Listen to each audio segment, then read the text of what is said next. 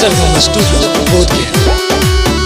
अगे रखले ही हमारे फोटुआ किताब में, रखले ही हमारे फोटुआ किताब में। भले होनी न जान गे हमर नसीब में है। अगे रखले ही हमारे फोटुआ किताब में, रखले ही हमारे फोटुआ किताब में।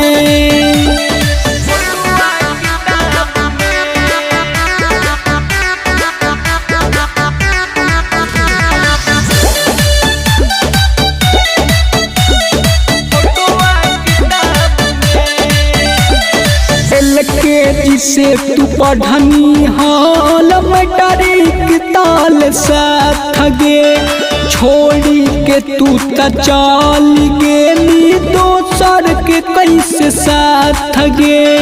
दुल्हनी बताबहलियौ तोरा हिसाब गे, दुल्हनी बताबहलियौ तोरा हिसाब में।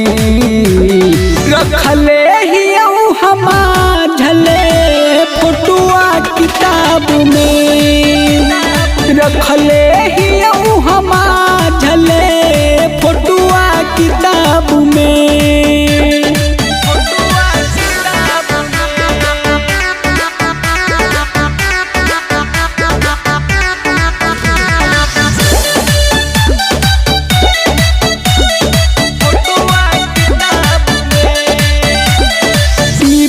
में हम तोर तू हमारे कहानी खाना गे, स्कूल में हलो हाला होल हम तोरे हलियौ दीवाना गे। खुश हही तू कैसे अजब सरे के करीब में, खुश हही तू कैसे अजब सरे के करीब में।